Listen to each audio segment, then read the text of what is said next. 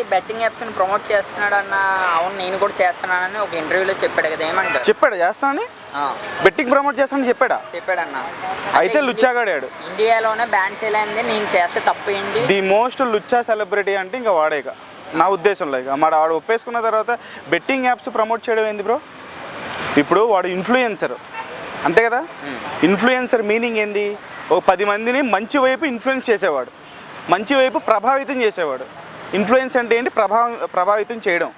అదే కదా. ఒక 10 మందినో 100 మందినో ఒక 1,00,000 మంది ఇన్స్టా ఫాలోవర్స్ ఉంటే వాడు ఇన్ఫ్లుయెన్సర్ అనుకుంటే 1,00,000 మందిని వాడు ఇన్ఫ్లుయెన్స్ చేస్తాడు వాడు మంచి పనుల ద్వారా. అంతే కదా. మనం చేసే ప్రతి మంచిని వాళ్ళు ఫాలో అవుతారు కాబట్టి మంచిని చెడుని రెండింటిని ఫాలో అవుతారు. టీనేజర్స్ అలా ఉన్నారు ఇప్పుడు. 10th క్లాస్ పిల్లల దగ్గర నుంచి టీనేజర్స్ అంటే వాళ్ళకి మెచ్యూరిటీ లేని వాళ్ళందరూ ఇలాంటి కొంతమంది హీరోలను ఫాలో అవుతూ ఉంటారు. కొంతమంది ఇప్పుడు హీరోలు చూడు ఏది పడతారు చేయరుగా, బెట్టింగ్ యాప్లు ప్రమోట్ చేస్తారా స్టార్ హీరోలు. ఇప్పుడు పవన్ కళ్యాణ్, రామ్ చరణ్, జూనియర్ ఎన్టీఆర్ వీళ్ళందరూ వాళ్ళంత స్థాయి కాదు కానీ చెప్తున్నా వాళ్ళు ఇన్ఫ్లుయెన్సర్సే. హర్ష సాయి అనేవాడు కూడా ఒక ఇన్ఫ్లుయెన్సర్ కాబట్టి బెట్టింగ్ యాప్ ప్రమోట్ చేయడం అనేది ఒక లుచ్చాతనం. అది చాలా వరస్ట్ థింగ్ అది. ఎందుకంటే పిల్లలు పాడైపోతున్నారు. అన్న కాదన్నా, అంటే గవర్నమెంట్ పాడైపోతారు. నేను చేయడంలో తప్పు ఏంటన్న క్వశ్చన్ అయితే వేసారు ఆయన. దాని గురించి ఏంటి?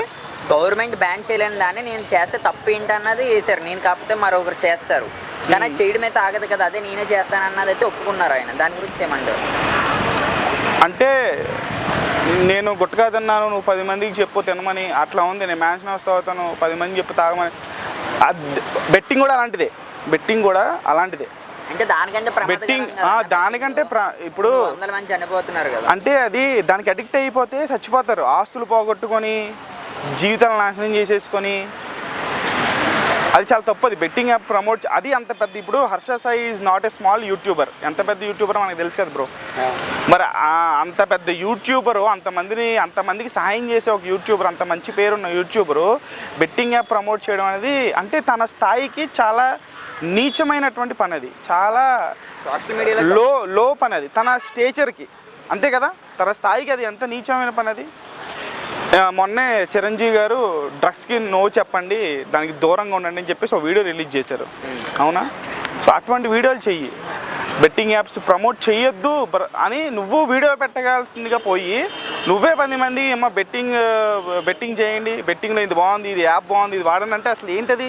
దీని మీద నా ఇన్వెస్టిగేషన్ గారు కూడా కామెంట్ చేశారు. అసలు దీన్ని నిజంగా గవర్నమెంట్ సీరియస్గా తీసుకొని సెలబ్రిటీస్ ఎవరైనా సరే, ఇటువంటి సెలబ్రిటీస్, ఎందుకంటే పెద్ద సెలబ్రిటీస్ ఎవరు కూడా వాళ్ళకి ఒక మినిమం, నేను తర్వాత ఇస్తా, మినిమం వాళ్ళకి రెస్పాన్సిబిలిటీ ఉంటుంది కాబట్టి ఇలాంటి వీటికి దూరంగా ఉంటారు.